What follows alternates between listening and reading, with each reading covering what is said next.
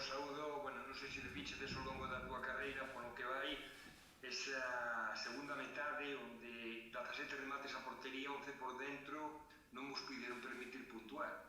Sí, eu creo que o partido do outro día demos un paso adiante, non? Porque sí que viñamos pecando de partidos atrás que sí, conseguíamos manter a posesión do balón, pero non conseguíamos xenerar. Eu creo que este fin de puidose ver o equipo máis solto e sobre todo máis arriba. Sí que é verdad que nos faltou o máis difícil do fútbol, que é marcar gol, pero estou contento co partido do outro día e creo que como partidos como este vamos a gañar moitos. Bueno, analizaches xa ao longo desta semana por que non houbo gol.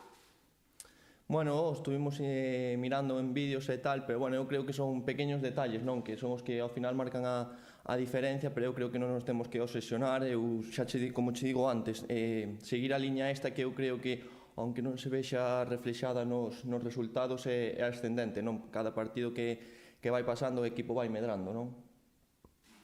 Lo que dá a impresión, sobre todo na segunda metade e nos últimos partidos anteriores tamén, que chegades con máis profundidade, máis verticalidade, con extremos a perna natural que a perna trocada. Ti como lateral, como ves ese?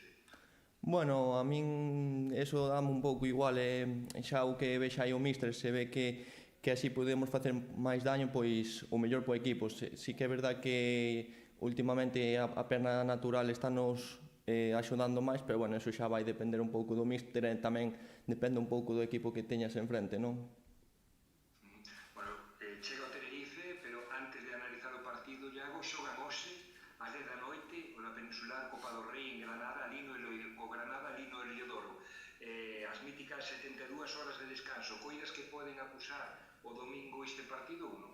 Eu creo que sí, eu creo que un pouquiño valles afectar, pero eles van chegar frescos aquí, saben que van ter un rival moi difícil enfrente, van o dar todo. Eu creo que un pouquiño podelles perjudicar un pouco, pero eu creo que non o van notar moito. É un dos partidos máis difíciles do ano, polo potencial do conxunto isleño. Sí, a verdade que sí, é o que estaba marcando a referencia este ano na competición.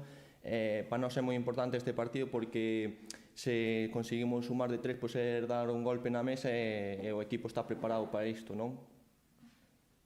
Analizaches algo que sabes do equipo de Álvaro Cervera?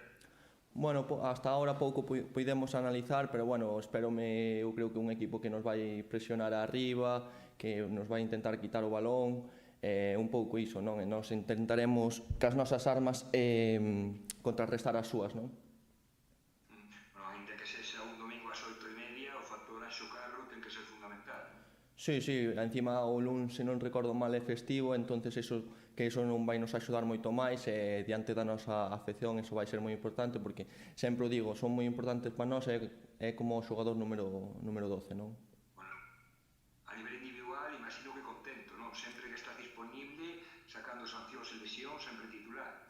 Sí, a verdad que estou pasando por un bon momento, encontrome ben, sí que cada vez me vou encontrando mellor e vou mellorando pouco a pouco, pero bueno, ainda me queda moito marxen de mellora, esperemos que chegar a final de tempada ao 100%, non?